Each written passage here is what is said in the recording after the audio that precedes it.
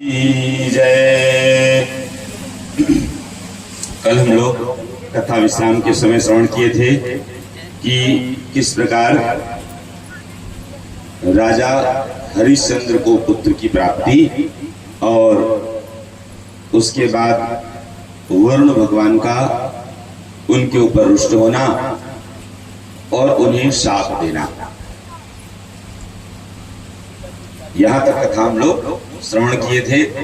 बाद में विश्वामित्र जी के द्वारा फिर जो अजिगर्त नामक ब्राह्मण के मंझले पुत्र सुनाशेप को जो मोल लेकर ले आए थे और नरमेध हेतु यज्ञ में बलि देने हेतु ले आए थे और जो यूप से खम्भे से जो बांध दिए थे, तो विश्वामित्र जी के द्वारा विश्वामित्र जी का उन पर कृपा करना और उन्हें उस बंधन से मुक्त कराना,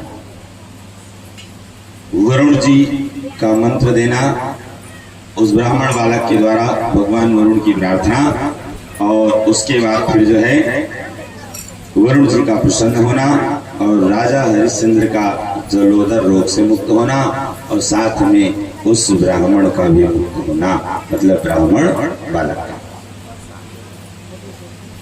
अब उससे आगे की कथा हम सुनेंगे।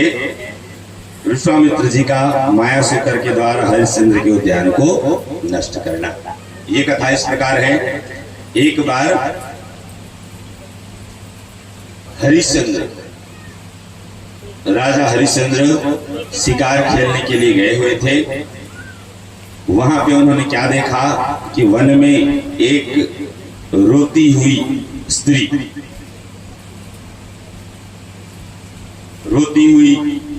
स्त्री को देख करके राजा हरिश्चंद्र उनके समीप गए हैं और उनसे उन्होंने परिचय पूछा, आप कौन हैं और यहाँ कैसे निवास कर रही हैं और किस हेतु आप दुखी हैं, किस हेतु आप विलाप कर रही हैं। तब जो है उन स्त्री ने कहा कि ताम पृच्छन महाराजः कामिनीं करुणावरः पद्मपत्र विशालाक्षी किम्रोदिसी वरानने केनासी पीडितात्यर्थं किन्ते दुःखं वदासमे काच त्वं विजने घोरे कास्ते वर्ता पिता था। हरिश्चंद्र से पूछे कि हे देवी, तुम कौन हो, इस निर्जन वन में रहने वाली तुम कौन हो, तुम्हारे पिता तथा पति कौन है, यह सब मुझे शीघ्र बतलाओ। राजा होने के नाते कर्तव्य बनता है कि उनके राज्य में प्रजा दुखी। राजा पिता तुल्य कहे गए हैं। जैसे पिता अपने संतान का जो है बराबर देखरेख पालन पोषण करते हैं, तो वैसे ही राजा का भी कर्तव्य बनता है कि उनके राज्य में प्रजा दुखी। और भी उनसे पूछते हैं कि हे कांते, मेरे राज्य में तो राक्षस भी पराई स्त्री को कष्ट नहीं पहुंचाते।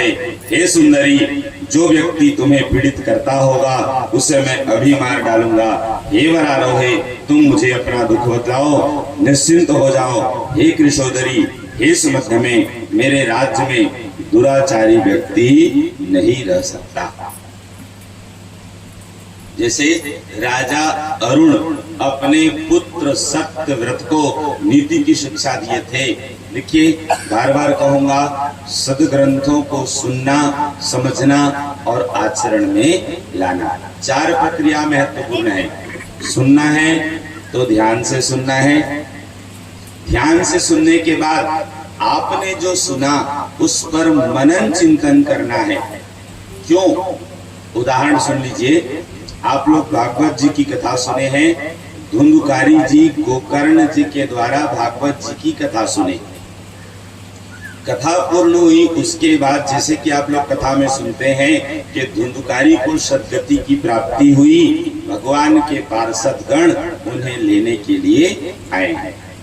तो अन्य जो श्रोतागण थे और स्वयं वक्ता के रूप में गोकर्ण जी, सबने उनसे पूछा कि कथा तो हम सबने सुनी है, लेकिन परिणाम में भेद क्यों?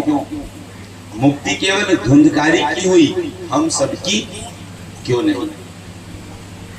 तो देव पार्षदों ने उन्हें समझाए, बहुत सुंदर उत्तर दिए। उन्होंने कहा कथा आप सबने सुनी है, लेकिन जिस विधि से सुननी चाहिए,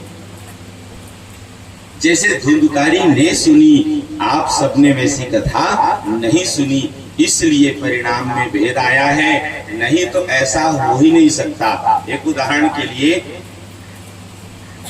यहां से हम जो कथा सुना रहे हैं वो तो सबके लिए बराबर सुना रहे हैं, किसी को व्यक्तिगत कान में तो। अब परिणाम में अंतर तभी आएगा, अब वो आपके ऊपर निर्भर करता है कि आप कितने ध्यान से, वो जो हम रामचरितमानस की चौपाई पढ़ते हैं कि एक घड़ी आधो की पुनियाद, तुलसी चर्चा राम की कटे कोटि अपराध। एक घड़ी मतलब 24 मिनट, आधी घड़ी मतलब 12 मिनट, पुनः आधी मतलब 6 मिनट, जिसको आज की भाषा में हम राउंड अप कहते हैं 5 मिनट। आप 5 मिनट रुकिए, हम ये काम करते हैं, आप 5 मिनट रुकिए, हम यहाँ से आते हैं, इत्यादि इत्यादि कहते हैं ना, सामान्य शब्दों में इसका प्रयोग हम करते हैं। कहने का मतलब हुआ, यदि आप 5 मिनट भी सच्ची श्रद्धा से, मतलब जिस विधि से सुननी चाहिए, ध्यान रखिएगा सबकी विधि है, जिस विधि से सुननी चाहिए, यदि आप श्रवण करते हैं तो जैसे कि कहा गया है, कटे कोटि अपराध, आपके करोड़ों अपराध कट जाएंगे। और जिसके कटे मतलब ये निश्चित हुआ कि उन्होंने सविधि सुनी, और जिसके नहीं कटे मतलब ये प्रमाण है कि उसने सविधि। बात समझ में आ रही है? हम जो आप लोगों को इतने जोर देते हैं या जो बार बार दोहराते हैं, उसका मतलब सिर्फ इतना है कि देखिए, एकाएक जीवन में सुधार संभव नहीं है। हम जानते हैं जन्म जन्मांतर का बिगड़ा हुआ स्वभाव एकाएक सुधर, बिगड़ने में कई जन्म लगे तो सुधरने में 2-4 तो लगेंगे ही, सही है। लेकिन कब? जब हम सुधरना चाहेंगे। सुने ना, धुंधकारी जी को देव पार्षदों ने मतलब गोकर्ण आदि को देव पार्षदों ने कहा कि इसीलिए परिणाम में भेद आया है कि आप सबने विधिवत कथा हमें सुनना है, लेकिन याद रहे ध्यान से सुनना है। सुनने के बाद उसका मनन चिंतन करना है, मनन चिंतन करने के बाद उसे हृदय में धारण करना है, और हृदय में धारण करना ही है, साथ में वो आचरण में दिखने। जो कथा आपने सुनी वो आचरण में जब दिखने लगे, और तभी तो सुनना, जीवन भर सुन। जैसे कई लोग कहते हैं ना, हमने बहुत भागवत की कथा सुन ली, हमने बहुत रामायण की, हर वर्ष हमारे यहाँ गांव में नवधा रामायण होती, अच्छी बात है, लेकिन उसके बाद भी जीवन में परिवर्तन नहीं दिखा, मतलब ये प्रमाण है कि आपने टाइम पास के लिए, कहने की आवश्यकता नहीं, किसी से प्रमाण लेने की आवश्यकता नहीं, किसी को प्रमाण देने की आवश्यकता। जैसे कि आप लोग सुनते हैं, माला फेरत जुग गया, गया न मन का फेर, कर का मन का ढार के, मन का मन का। बात समझ में आ रही है? मेरी बातें थोड़ी सी टेढ़ी मेढ़ी जरूर लगेगी, लेकिन अनुभवगम में बातें हैं, जो करके देखेगा उसे समझ में आएगा कि 100% सच्चा है। और बार बार कहूंगा, मैं आपको बता दूं, इस बात को अनुभव करने की बात है। यदि आपने, अब उसको एक लौकिक उदाहरण से समझाता हूं। लौकिक उदाहरण मतलब व्यवहारिक उदाहरण। यदि हम किसी को अपने यहाँ भोजन के लिए बुलाए, हमने उन्हें खूब जिमाए, हमने पूछा कि आपने ठीक से भोजन किया, सामने वाले ने हाँ कहा, मतलब पेट भर गया। अब पेट नहीं भरा मतलब क्या हुआ कि आपने ठीक से भोजन, सही है। कोई भी व्यवहार हो, अनुभव की बात बता रहा हूं, यदि हम अपना कार्य सही करें तो ऐसा हो ही नहीं सकता कि परिणाम न मिले। जैसे कि सामान्य व्यवहार में भी कहते हैं, असफलता इस बात की सूचना है कि आपके प्रयास में कहीं न कहीं कमी। पक्की बात है, सच्चा प्रयास कभी असफल। अब इन चीजों को अनुभव से ही समझा जा सकता है, कहने सुनने से। आपके शरीर में पीड़ा है, आपने औषधि ली, यदि औषधि सही विधि से ली तो ऐसा हो ही नहीं सकता कि पीड़ा दूर। आगे हम और आप लोगों को बतलाएंगे। राजा हरिश्चंद्र जी उन युवती से कह रहे हैं कि मेरे राज्य में कोई दुखी हो, कोई किसी को सताए, ऐसा संभव। ये राजा का कर्तव्य है और सही राजा वही है। यदि राजा के होते हुए प्रजा दुखी है तो उस राजा को धिक्कार है, फिर वह राजा अयोग्य है। सत्य है, समझने वाली बात है निष्ठापूर्वक। अब उसके बाद राजा के पूछने के बाद वो जो स्त्री थी वो कहती हैं, राजन माम बाध्यर्थम विश्वामित्रो महामुनि तपः करोति यद्घोरम मदर्थम कौशिको वने। वो नारी कहती है कि हे राजन, मेरे लिए वन में रहकर जो घोर तपस्या कर रहे हैं वे महामुनि विश्वामित्र मुझे बहुत कष्ट दे रहे हैं। उत्तम व्रत का पालन करने वाले हे राजन, आपके राज्य में मैं इसी कारण से दुखी हूँ। उस मुनि के द्वारा अत्यधिक सताई जाने वाली मुझ स्त्री को आप कमना नाम वाली जाने। उन्होंने पूछा था ना, आप कौन हैं, क्यों दुखी हैं और क्यों इस निर्जन वन में आप निवास कर रहे।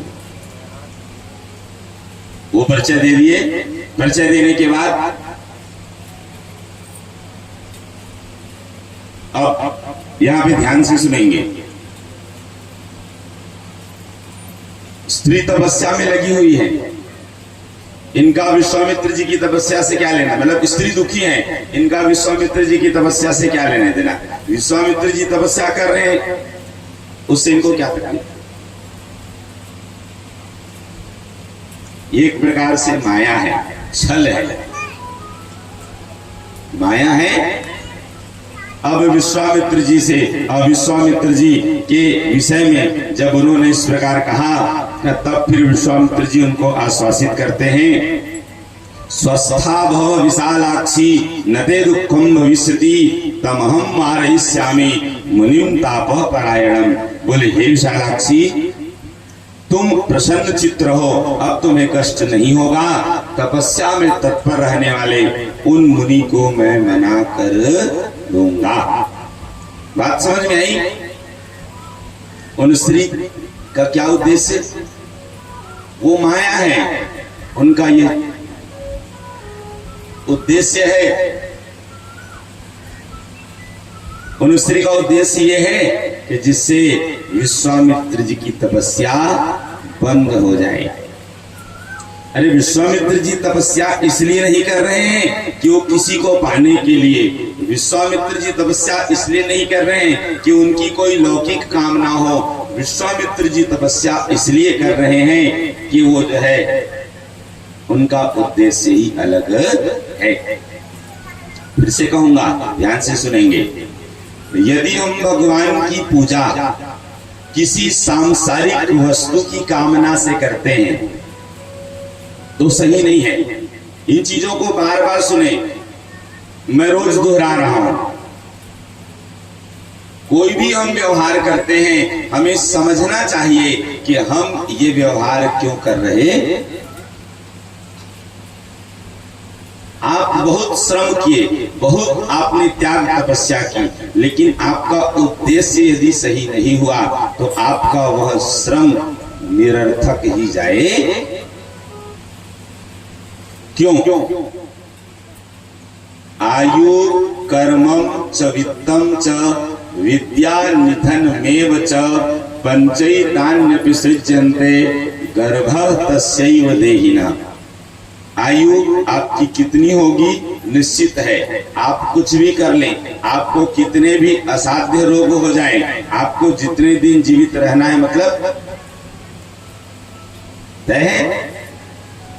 राई घटे न तिल बढ़े, जो विधि लिखा लीलार। आपके भाग्य में जो सुनिश्चित हो गया वो किसी के टाले। आपको जो मिलना है तो मिल के रहेगा, और जो नहीं मिलना रहेगा आप लाख जतन कर लो, मिलने वाला। आप लोग सब खुद कहते हैं ना, चाहे लाख करो चतुराई, कर्म का लेख मिटे न रे। ये नोट कर लीजिए, आयु कर्मम जवित्तम च। आपको धन कितना मिलेगा ये तय है। आप कैसे भी करो, आपका संजोग अपने आप बन जाएगा और आपको वो चीजें सुलभ हो जाएंगी। और यदि भाग्य में ही नहीं है तो कुछ भी कर लो फिर संभव। विद्या कितनी मिलेगी और मृत्यु कब होगी, कैसे होगी, कहां होगी, ये तय है आपके टाले टलने वाले। तो अब जो चीजें सुनिश्चित हैं हम उनके विषय में परेशान न हो। बुद्धिमानी यह है कि हम वो करें जो सुनिश्चित न हो। यहाँ तपस्या की चर्चा हो रही, इसलिए बता दिए भगवान की सेवा पूजा, भगवान की सेवा भक्ति सांसारिक विषय वस्तुओं की कामना के लिए नहीं होनी चाहिए। भगवान की पूजा सिर्फ इसलिए हमें करना चाहिए क्योंकि हमारा कर्तव्य है। हम मनुष्य हैं, हम अपने आप को मानव मानते हैं, तो मानव धर्म कहता है कि हमें भगवान की सेवा करनी। जैसे माता पिता अपने बच्चों की सेवा करते हैं तो किसी कामना से निरपेक्ष होकर करते हैं। बाद में वो बच्चे उनके प्रति क्या व्यवहार करेंगे उनको कोई लेना देना। माता पिता अपेक्षा नहीं करते बच्चे क्या करेंगे कि क्या नहीं, लेकिन ये सत्य है वो अपनी भूमिका निभाते हैं, अपने कर्तव्य को पूरा। तो वैसे ही मानव धर्म के नाते, मानव होने के नाते हमें भगवान की सेवा निष्काम भाव से करनी। अब इधर जैसे कि विश्वामित्र जी ने उनको आश्वासित कर दिए, इत्याश्वास्य शस्त्रियम राजा तरसाम सन्निधौ नत्वा प्रणम्य शिरसा तम वाच महीपति। इधर क्या हुआ कि उन स्त्री को यह आश्वासन देकर पृथ्वीपति राजा हरिश्चंद्र शीघ्र ही मुनि के पास गए और नम्रता पूर्वक सिर झुकाकर प्रणाम करके उनसे बोले, हे स्वामी, आप ऐसी कठिन तपस्या से अपने शरीर को अत्यधिक पीड़ित क्यों कर रहे हैं? हे महामते, किस प्रयोजन से आप यह करने के लिए उद्यत हैं? सच सच बताइए। एक आदित्य ने, मैं आपकी अभिलाषा अवश्य पूर्ण करूंगा। अब इसी समय उठ जाइए और आगे तपस्या करने का विचार त्याग दीजिए। हे सर्वज्ञ, मेरे राज्य में रहकर कभी किसी को अत्यंत भीषण लोक के लिए पीड़ाकारक तथा उग्र तप नहीं करना चाहिए। अब यहाँ पे संजोग है, मतलब विश्वामित्र जी यहाँ पे किसी अन्य उद्देश्य के लिए तपस्या कर रहे हैं, लेकिन अब हरिश्चंद्र जी अब यहाँ पे कुछ और ही निवेदन कर रहे हैं। इस प्रकार विश्वामित्र जी को तपस्या से रोककर राजा हरिश्चंद्र अपने भवन को चले गए और उनके इस कृत्य से मुनि विश्वामित्र भी मन ही मन कुपित होकर वहां से चले गए। स्वाभाविक सी बात है, अब वो तपस्या कर रहे हैं, उनके तपस्या में कोई विघ्न उत्पन्न करेगा तो उनको तो क्रोधोत्पत्ति होगी। अब यहाँ पे चर्चा आ रही है तो एक व्यवहारिक दृष्टि से फिर बतला रहे हैं।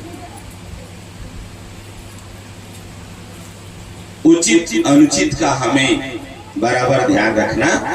बार बार कहूंगा, अनुचित का समर्थन गलत है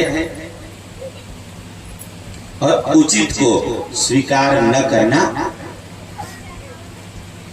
आप कहीं भी हो, कुछ भी करिए, सत्य है यदि आपके द्वारा जैसे कि आपने श्रीमद् देवी भागवत में सुना, मंत्र कृत बुद्धिदाता च प्रेरक पाप कारिणाम पाप भाग स भवे न्यूनम पक्ष करता तथैव च। यदि कोई गलत कर रहा है, उसको किसी भी प्रकार से प्रत्यक्ष अप्रत्यक्ष सहयोग करने वाला, उसको बुद्धि देने वाला, उसको उकसाने वाला बराबर के दोषी कहे गए हैं जितना कि करने वाला। यदि कोई गलत कर रहा है तो सत्य यही है कि हम उसे रोकें, और यदि हम देखें कि हमारे सामर्थ्य से परे है, हम उनको रोक नहीं सकते, तो बुद्धिमानी यही है कि वहां से हमको हट जाना। क्यों? यदि गलत हो रहा है और यदि आप वहां उपलब्ध हैं तो आप भी दोषी माने जाएंगे, तो बुद्धिमानी यही है कि वहां से दूर हो जाना ही अच्छा। ये जरूर नहीं, यदि आप वहां उपलब्ध रहे तो आप भी उतने ही दोषी होंगे जितना कि करने वाला। तो ये आप अपने लिए ध्यान दें। क्यों? जिससे आपको कोई दोष, बात समझ में आई? कहीं भी हो, अनुचित का समर्थन करना गलत है और उचित को स्वीकार न करना, कहीं भी हो। मैंने उपाय बता दिया। बुद्धिमानी यही है, यदि आप समर्थ हैं तो उस कार्य को रोकें। नहीं रोक सकते तो वहां से, क्योंकि जबरदस्ती नहीं कर सकते। ये व्यवहारिक दुनिया में भी ऐसा होता है, जहां पे भी आप हैं, आपके आसपास ऐसी संभावनाएं। अब इस बात से जो है विश्वामित्र जी रुष्ट हो गए, और उसके बाद क्या हुआ? अब वो बस फिर इस बात को जो है दिमाग में बिठा लिए, और फिर अब वो मौके की ताक में थे कि कब उनको मौका मिले और वो बदला, नाराज हो गए। अब यही से फिर शुरुआत होती है। ध्यायतो विषयान पुंसः संगस्तेषुपजायते, संगात् संजायते कामः, कामात् क्रोधो विजायते, क्रोधात् भवति सम्मोहः, सम्मोहात् स्मृति विभ्रम, स्मृतिर्भ्रंशात् बुद्धिनाशो, बुद्धिनाशात् प्रणश्यति। ऋषियों का चिंतन होने से,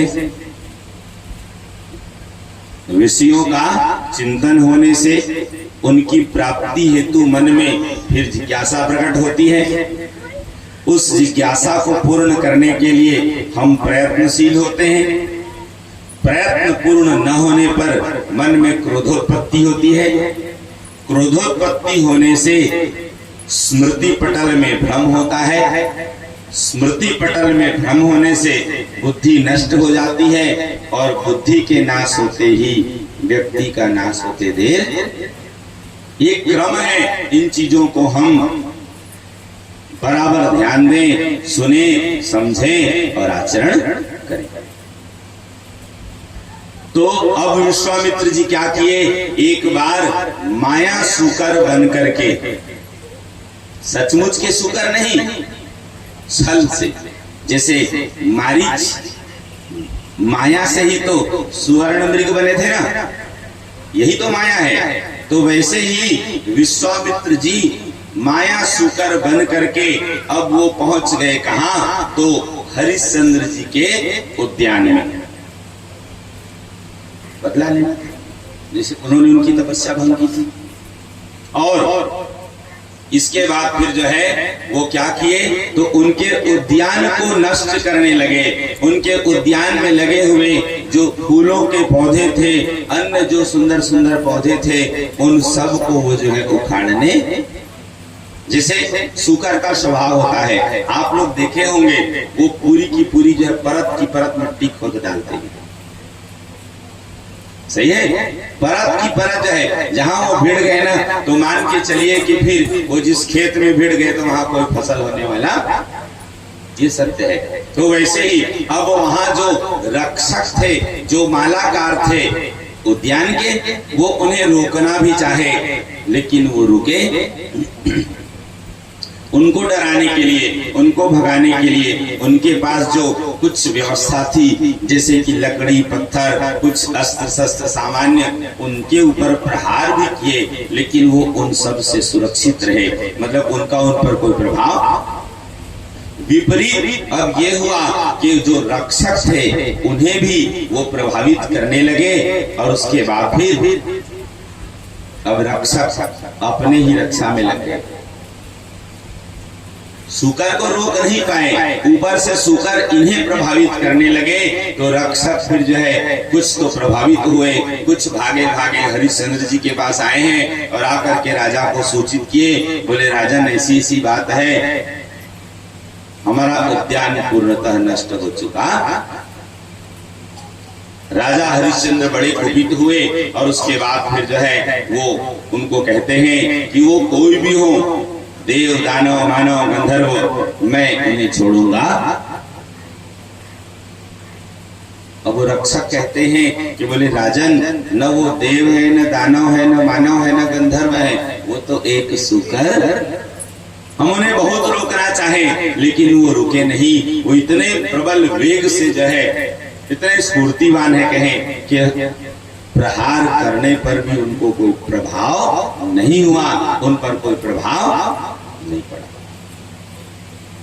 अब क्या था, फिर राजा स्वयं वहां पे समुपस्थित हुए और फिर उसे मारने के लिए, अब राजा तो फिर राजा है, और अपने धनुष में फिर बाण चढ़ा लिए कहिए, और उसके बाद उनके पीछे राजा को देखकर वह माया सूकर बड़े वेग से वहां से भागा है, और उसके बाद फिर वन की ओर वो आगे बढ़ा। राजा उस माया शूकर के पीछे हो लिए, और द्रुत गति से जैसे वो माया शूकर भाग रहे थे, वैसे ही वायु की गति से चलने वाले घोड़े में सवार राजा भी उनके पीछे हो लिए। भागते भागते जो है वह माया शूकर एक सघन वन में जो है प्रविष्ट हो गए, और पीछे पीछे राजा भी वहीं पहुंच गए। वो तो माया शूकर थे, छल था, सत्य नहीं था, जिसको हम लोग अपनी भाषा में कहते हैं ना जादू। कुछ भी आपको जादू में दिखा देंगे, लेकिन यही सत्य है कि वो दिखाई गई वस्तु सत्य, वो तो केवल एक छल है, माया है। जादू मतलब क्या है, एक आपको सत्य प्रतीत होगा लेकिन वो होता वही हुआ। अब इधर क्या होता है कि अब वो वन मतलब वो माया शूकर सघन वन में प्रवेश किए और वहीं वो अदृश्य हो गए। अब उसके बाद राजा अब जो है वो भी थक गए थे, वहां पे सघन वन में पहुंचे। एक बहुत सुंदर वहां पे जो है नदी मिली, जहाँ पे राजा कुछ देर रुके हैं, शीतल जल में सुंदर हाथ पैर प्रक्षालन किए और उसी नदी के जल का पान। थक गए थे ना भागते भागते। इसी बीच विश्वामित्र जी एक वृद्ध ब्राह्मण का रूप बना करके, वही जो माया शूकर बन करके गए थे, अब दूसरे रूप में यहाँ उपस्थित हो गए, वृद्ध ब्राह्मण के रूप में। वृद्ध ब्राह्मण के रूप में उपस्थित हो गए और उसके बाद उन्होंने अपनी माया वहां पे फैला दी।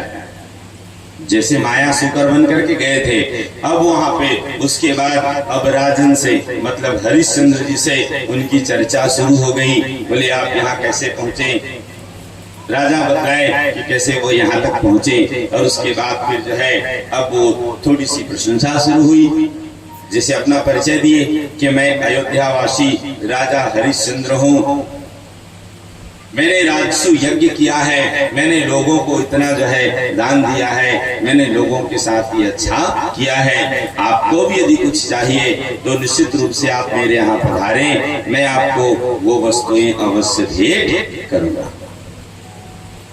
जैसे राजा हरिश्चंद्र कह रहे हैं, ऐसी कथा आप लोग सुने हैं राजा बलि की। राजा बलि के यहाँ जब भगवान वामन के रूप में पहुंचे हैं यज्ञ दर्शन के लिए वहां पे नर्मदा नदी के किनारे भृगुगच्छ नामक स्थान में, तो ठीक ऐसे ही वहां राजा बलि ने जो है वामन भगवान से निवेदन किए थे, बोले आपको जिस वस्तु की कामना हो, हाथी घोड़े रथ अन्य जो भी वस्तु की कामना हो आप बताएं। और वहीं पे जैसे राजा बलि ने कहा था ना कि एक बार यदि मुझसे कोई कुछ मांग लेता है तो उन्हें दोबारा फिर कहीं कुछ मांगना, एक प्रकार से मैं हो गया। फिर से कहूंगा, मैं धनवान हूं, मैं बलवान हूं, मैं बुद्धिमान हूं, मैं स्वरूपमान हूं, ये मानना बुरी बात नहीं है, अच्छी बात है। लेकिन मैं ही धनवान हूं, मैं ही बलवान हूं, मैं ही गुणवान हूं, ये मानना अनुचित। जहां ही लगा तो बात बिगड़ गई। बैठिए, भजन करेंगे तो फिर पूजा कर लीजिएगा, थोड़ी देर बैठिए।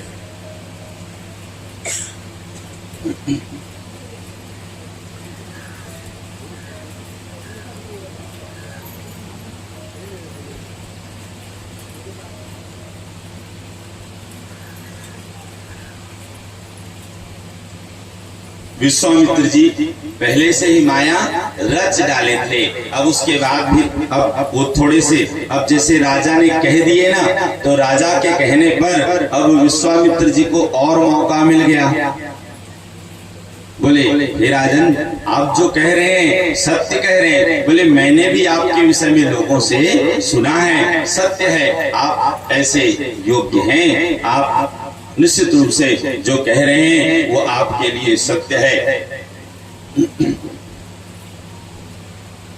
अब वो अपनी माया को रच डाले थे, अब वो राजा को धीरे धीरे फिर जो है अपनी जो है बातों में मोहित करने लगे। बोले राजन, सत्कर्म के लिए किसी समय का बंधन, सत्कर्म के लिए किसी समय का बंधन न हो। जिस समय संजोग बन जाए वही समय सबसे अच्छा मुहूर्त होता। नोट करके रखेंगे, यदि मन में कभी कोई बुरे विचार आए तो जब तक हो सके उसे टालना चाहिए। जब तक हो सके, जब तक वो टल जाए उसे टालना चाहिए। लेकिन जैसे ही मन में सद संकल्प प्रकट हो तो जितना जल्दी हो सके उसे पूर्ण करना। काल करे सो आज कर, आज करे सो अब, पल में परलय होएगी बहुरी करेगा। दोनों के कारण है। क्यों? कभी संगति वसात, परिस्थिति वसात, क्रोध वसात, कभी मन में कोई बुरे विचार आ जाए तो जब तक हो सके टालना चाहिए। क्यों? कल परिस्थिति बदले, परिस्थिति बदले, आपका मन अच्छा हो जाए और आप बुरे कर्म करने से बच जाए। तो इसलिए बुरे विचार को जब तक हो सके टले टालना। लेकिन अच्छे कर्म को इसलिए ही डालना है क्योंकि न जाने कब क्या हो जाए। इसलिए जब मन में अच्छे विचार आए तो हमें उसे टालना। इस बात को समझा करके अब विश्वामित्र जी राजा हरिश्चंद्र को कहने लगे, बोले राजन, बोले यह पवित्र स्थल है, बोले यह स्थान ही तीर्थ है, तो फिर शुभ काम में देरी क्यों? आप जो मुझे भेंट करना चाहते हैं, आप जो सत्कर्म करना चाहते हैं, आप जो दान देना चाहते हैं, उसके लिए विलंब न करें। विलंब, अब फिर से एक माया रचे हैं विश्वामित्र जी। कहते हैं कि बोले राजन, मुझे मेरे पुत्र का विवाह करना है तो आप कृपा करके उनके लिए धन भेंट करें। राजा हरिश्चंद्र कहते हैं कि निश्चित रूप से जो है आप मेरे यहाँ आए, मैं आपको अवश्य धन भेंट करूंगा। तुरंत यहाँ पे विश्वामित्र जी अब यहाँ पे एक माया रचे हैं और माया से ही एक ब्राह्मण बालक बना लिए और एक ब्राह्मण कन्या, और कहते हैं कि आज ही विवाह करना है और उसके लिए आप मुझे धन भेंट करें। विश्वामित्र जी धीरे धीरे अपनी माया फैलाते जा रहे हैं और राजा हरिश्चंद्र उनकी माया से मोहित यही संसार की विशेषता है, यही संसार की विशेषता है। जो छल है वो आपको जल्दी आकर्षित करता। ध्यान देंगे, आज भी ऐसा होता है, जो छल होता है, जो दिखावा होता है, उसके प्रति लोग जल्दी आकर्षित होते हैं, और जो सत्य होता है, जो सही होता है, उसे स्वीकार करने में समय लगता। सच बोले तो मारन धाए, झूठ कहे तो होता ही नहीं होता है। यही संसार की विशेषता है। तो वही हुआ, क्या हुआ कि अब आज ही करना है और आप इनके लिए अवश्य भेंट करें। अब धीरे धीरे जो है विश्वामित्र जी की बातों में पूर्णतः ये आ गए और कहते हैं कि ठीक है, आप बताएं कि आपको क्या चाहिए, आपको कितना चाहिए, आप जो कहेंगे वो मैं आपको भेंट करूंगा। और तब फिर विश्वामित्र जी को मौका मिला और विश्वामित्र जी फिर माया से मोहित हुए राजा से उनका सब कुछ मांग लेते। केवल धन नहीं, पूरे राज्य ही जो उनके थे कहिए सब ही मांग लिए। अब उन्होंने वचन भी दे दिया कि ठीक है, मैं अपना राज्य आपको दिया। अब सब कुछ दे दिए, उसके बाद भी विश्वामित्र जी फिर से माया रच रहे हैं। बोले राजन, आपने अपना सब कुछ मुझे दान के रूप में दे दिया। अब यदि इस दान की सांगता सिद्धि के लिए जब तक आप दक्षिणा भेंट नहीं करेंगे तब तक आपका वह दान सफल। मोहित कर लिए। अब अच्छी चर्चा हो रही तो बता रहे हैं आप लोग समझने।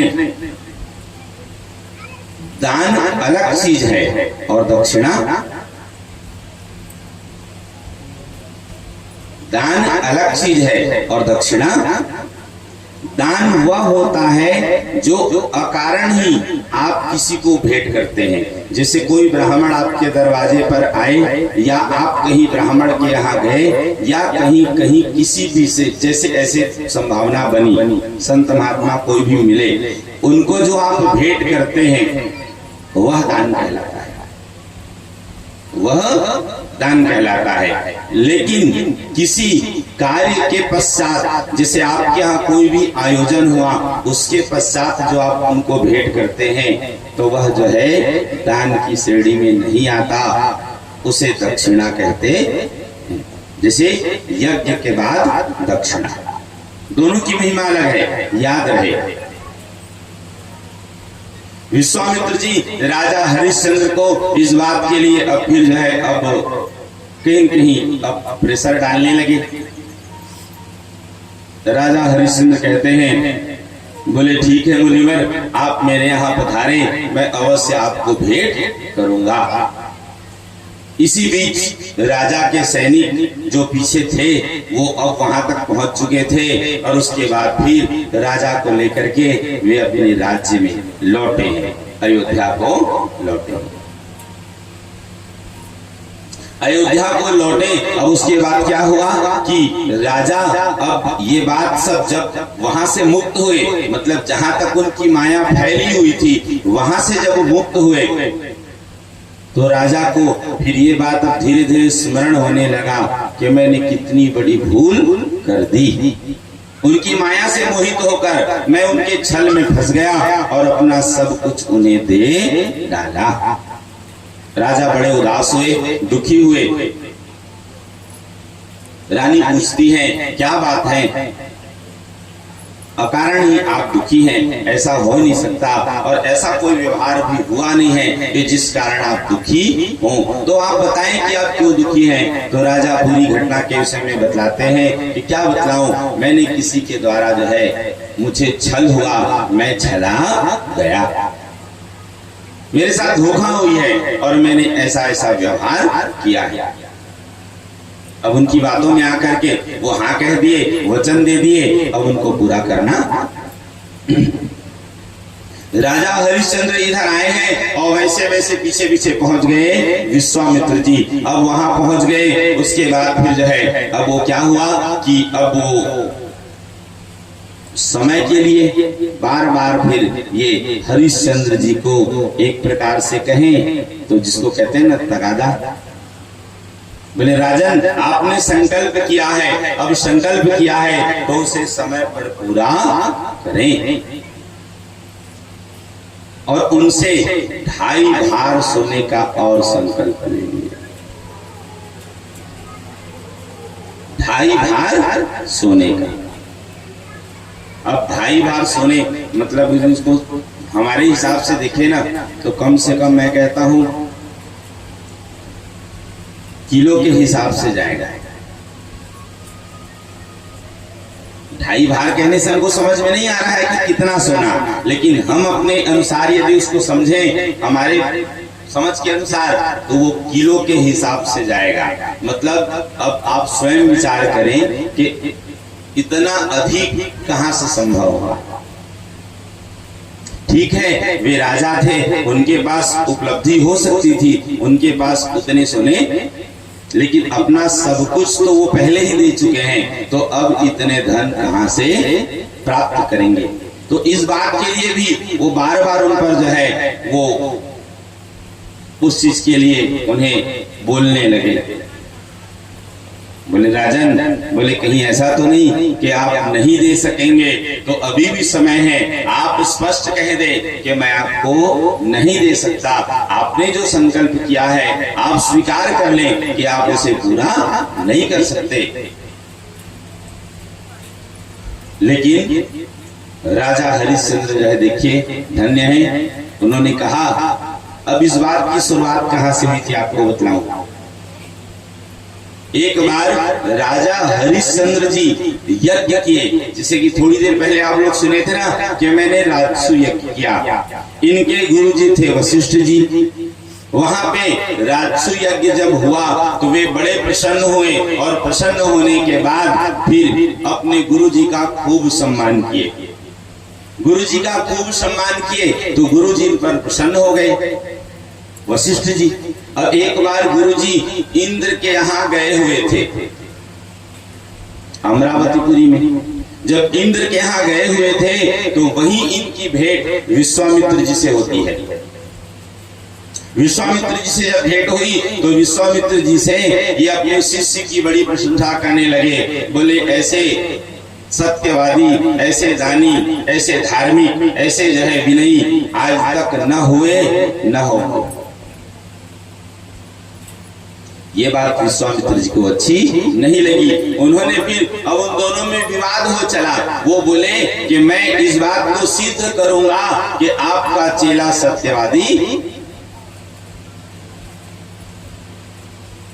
यदि मैं ऐसा नहीं कर सका तो मेरे जितने पूर्वोपार्जित सब पुण्य है वो नष्ट हो जाएंगे। ये हमारी शर्त लगी। जैसे हरिश्चंद्र जी के विषय में गुरु वशिष्ठ जी ने कहा ना कि ऐसे सत्यवादी, ऐसे धार्मिक, ऐसे ज्ञानी, तो विश्वामित्र जी को ये बात अच्छी नहीं लगी और वो इस बात पे अड़ गए कि मैं सिद्ध करूंगा कि वे सत्यवादी। यही कारण है कि वो जानबूझ के ऐसी परीक्षा।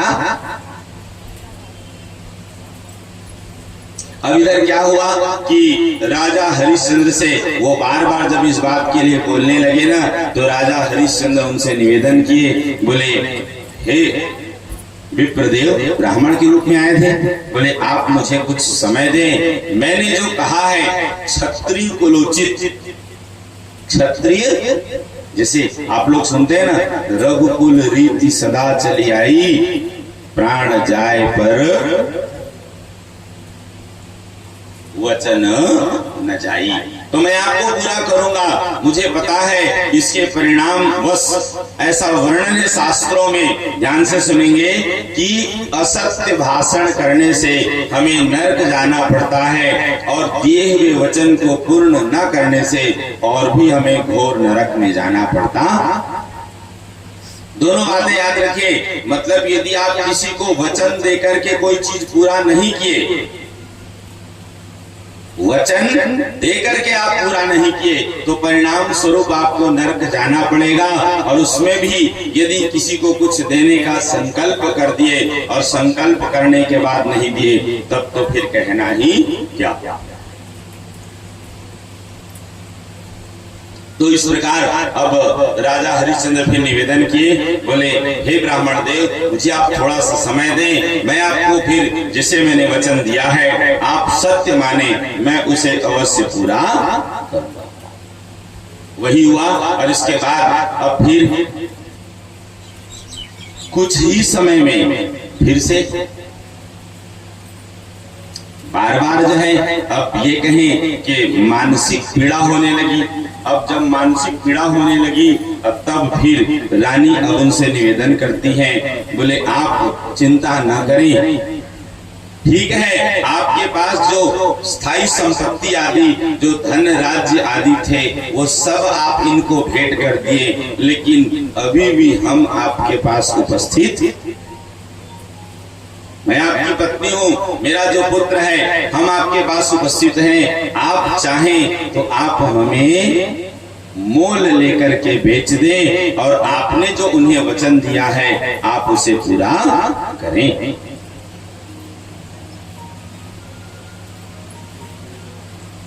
रानी की ये बात सुनकर राजा बड़े दुखी हुए और इतने दुखी हुए कि राजा शोक से मूर्छित हो गए। कुछ देर बाद फिर से जब सचेत हुए तो बहुत दुखी हो रहे हैं। अब देखिए कि ऐसे ज्ञानी धार्मिक और सत्यवादी राजा आज ऐसी परिस्थिति उनके समक्ष निर्मित हुई है, तो इससे बड़ा दुख और क्या। अब बार बार विश्वामित्र जी आकर के उस बात के लिए राजा को जो है अब वही कि इस बात के कारण आपको नरक जाना पड़ेगा, आपका कुल कलंकित होगा, बोले आपने जो वचन दिया उसे पूरा नहीं किया, मतलब एक प्रकार से बार बार कहें तो उन्हें मानसिक रूप से सताने, टॉर्चर करने लगे, मानसिक रूप से उनको सताने लगे, आहत करने लगे। अब राजा बार बार निवेदन करते और कर भी राजा ने स्पष्ट कह दिया, बोले हे ब्राह्मण देव, मुझे आप क्षमा करें, मुझे कुछ समय दें, मैंने आपको जो वचन दिया है मैं उसे अवश्य पूरा करूंगा। अब इस प्रकार जो है राजा उनसे निवेदन कर रहे हैं। और आखिर फिर क्या था कि जब और कोई उपाय नहीं सूझा तो राजा हरिश्चंद्र फिर अपनी पत्नी और पुत्र रोहित को लेकर के फिर ये काशी को प्रस्थान किए। काशी गए हैं, वहां जाकर के ये फिर अब वहां पे अब ऐसे व्यक्ति की तलाश में फिरने लगे कि कोई उनके पत्नी को और पुत्र को खरीद ले। पता करने लगे, चर्चा करने लगे कि कोई इन्हें, जिन्हें यदि दासी की आवश्यकता हो तो इन्हें दासी के रूप में ले ले। फिर से वहां पे विश्वामित्र जी छल किए, कैसे, अब दूसरे ब्राह्मण के रूप में, मतलब वहां के वासी, काशी के जो है निवासी बन करके उनके समीप आ गए और कहने लगे कि हमें दासी की आवश्यकता है, बताओ जो है तुम इसका मतलब इस स्त्री का क्या मोल लगाते हो।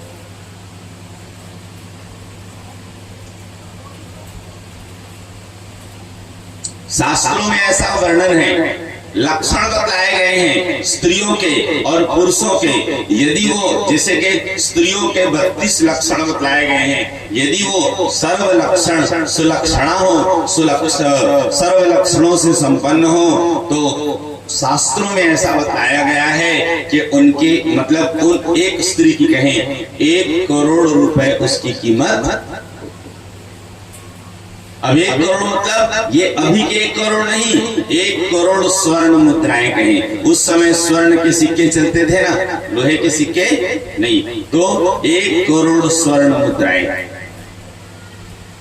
उस समय उसी को ही रुपया मानते थे, कहिए उसी को जो है पैसा मानते थे, तो 1 करोड़। और यदि कोई पुरुष यदि सुलक्षण हो, यदि सब प्रकार से सही हो, तो एक पुरुष की कीमत 10 करोड़ बतलाई गई है।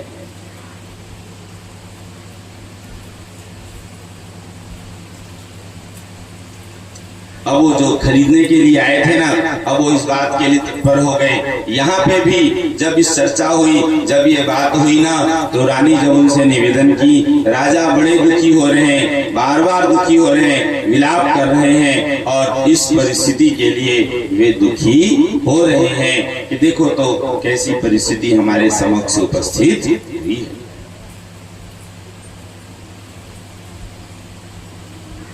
अब जब ये तय हो गया कि उनको दासी के रूप में उनको जो है बेच रहे हैं, तो वहां पे वो जो लेने वाले व्यक्ति थे वो दे दिए जो द्रव्य निश्चित हुआ, और द्रव्य देने के बाद फिर राजा हरिश्चंद्र की पत्नी उन्हें ले जाने लगे। और कैसे ले जा रहे हैं, तो बड़े कठोरता पूर्वक उस स्त्री के केस पकड़ लिए और उसको जो है ले जाने लगे। जब उनकी पत्नी जाने लगी तो पुत्र जो है विलाप करने लगे और उनको छोड़, पुत्र माँ को देखकर दुखी हो रहे हैं, माँ पुत्र को देखकर दुखी हो रही है, और एक दूसरे से अलग नहीं हो पा रहे। रानी उन पुरुष से जो उन्हें ले जा रहे थे उनसे निवेदन करती हैं कि आप कृपा करके इसे भी खरीद लीजिए और इसे भी अपने साथ ले चलिए, क्योंकि इनके विरह में मैं आपके यहाँ चली भी जाऊंगी तो मैं कोई कार्य ठीक से क्योंकि मेरा ध्यान इसमें लगा रहेगा, पुत्र में लगा रहेगा, तो आप कृपा करें और इसे भी खरीद लीजिए।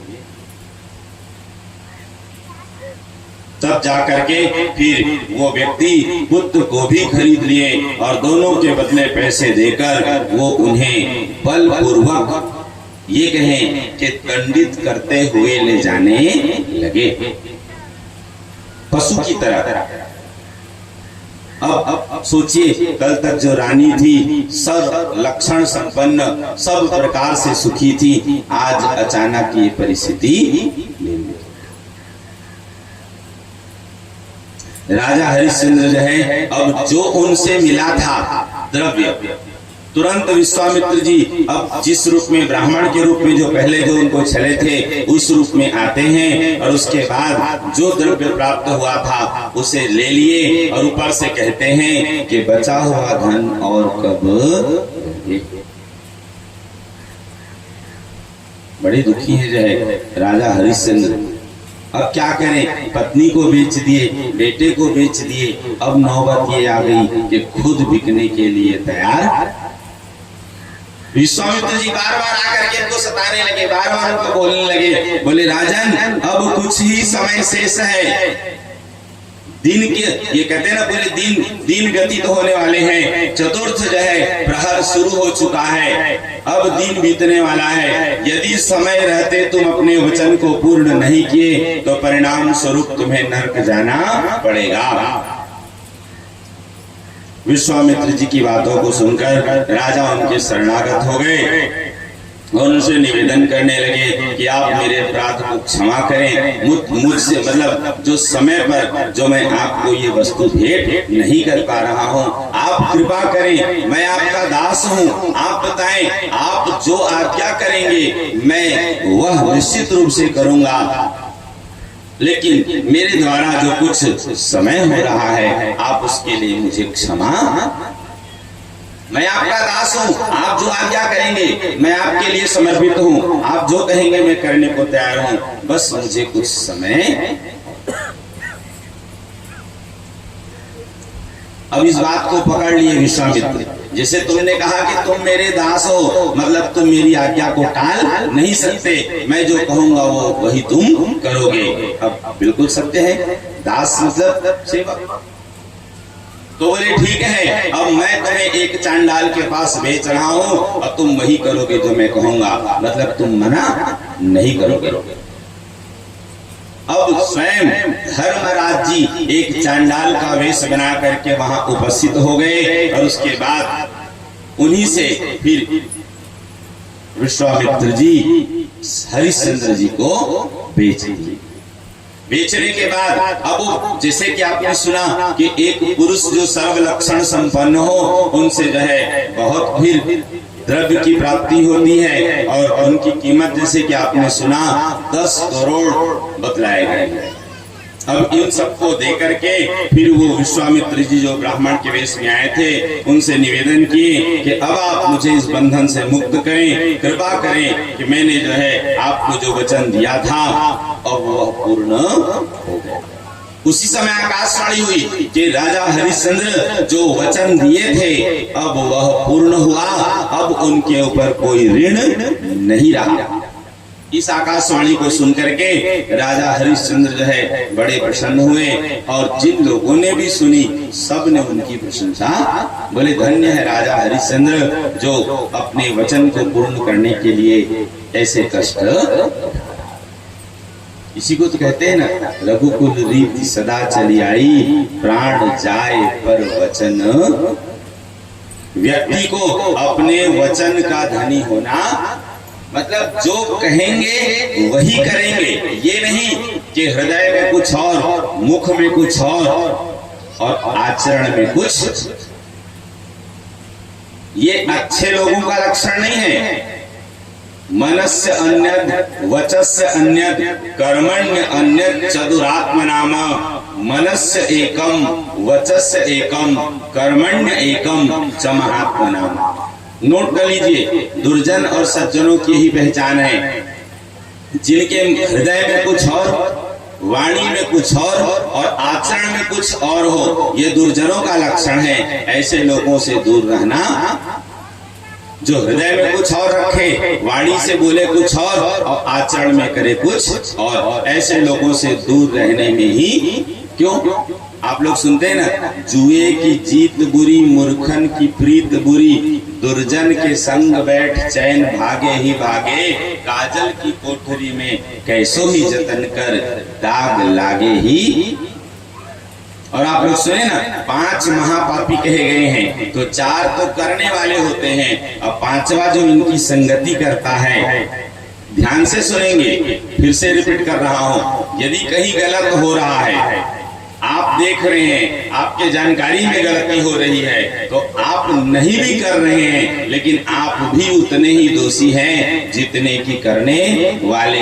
इसलिए भूल कर भी कभी गलत का साथ नहीं देना चाहिए, भूल कर भी। तो ये वही हुआ। और उसके बाद फिर देखिए क्या था कि अब ये तय हो गया कि हरिश्चंद्र जी मुक्त हुए और उसके बाद फिर जो है अब ये बात पूरी हुई कि उन्होंने जो वचन दिए थे वो पूर्ण किए। आकाशवाणी हुई और सब ने उनकी प्रशंसा की है। बोलिए जगत जननी जगदम्बा मैया की।